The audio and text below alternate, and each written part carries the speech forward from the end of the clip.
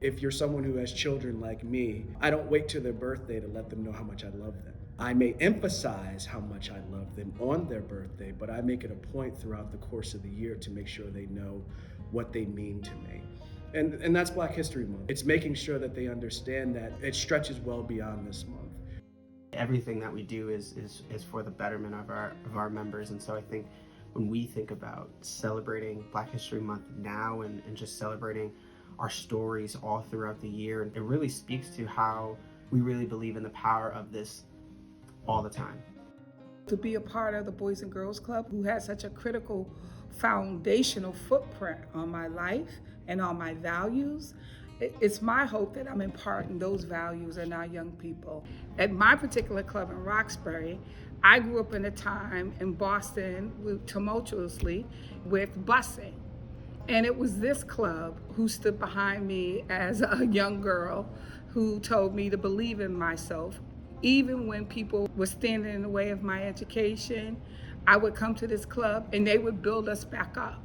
Going back in the 70s and 80s, the city was segregated. There was white communities and communities of color. So my first interactions with South Boston and Roxbury were through the club. It was what we called Tri-Club. So you make these connections just through the Boys and Girls Club. Tri-Club, it was amazing. The club gave so much support. It always promoted Black power, education, and to give back.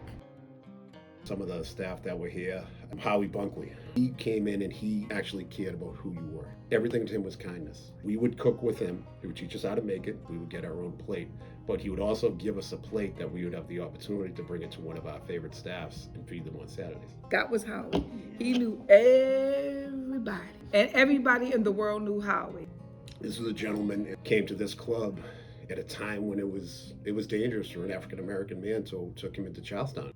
We loved him, and he would fit perfectly into what we're doing right now, because it is about one-on-ones and finding out what's going on and how you're doing and how can I help. You know, when you have that multiplicity of stories, when you have that representation, you have people consistently telling you the value and impact and importance of it, it could be a game changer. You'd be surprised at how far some of these things that we do intentionally goes in a person's life. My role here as the executive director, I take that very seriously, and I recognize that I have a responsibility to ensure that I represent myself in the kind of way that I would be proud for those coming behind me to be able to follow in. I've always said when you walk through the door, you're a club kid. Doesn't matter what your parents do, doesn't matter what your uncle did, doesn't matter where you came from or where you are on the economic scale. You're a club kid, and that's always been the great equalizer for us, and that's what I love about it. When we understand the complexity and nuance of our story, we have a better appreciation for how we got here. We've been literally standing on the shoulders of these giants in so many different fields and so many different spaces. If I'm standing on the shoulders of giants, 30 years from now, who can be standing on my shoulders? That's a really cool opportunity that we have at the Boys and Girls Club of Boston to be those shoulders for, you know, our members to then stand on and take it further.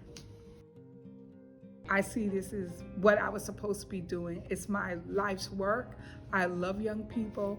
I always want to see the best for young people. Giving back to young people what was given to me. And that was hope and an opportunity. You know, it's all about hope.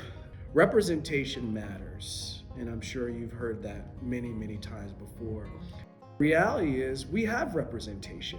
We have folks in every sector of society since the inception of this country that have made significant contributions. And it is our job in this generation to make sure that we bring that story to those young people, to make sure that they know that you can see yourself in someone that looks exactly like you. They do exist, they have existed, and they will continue to exist. And our job is to make sure that you know that.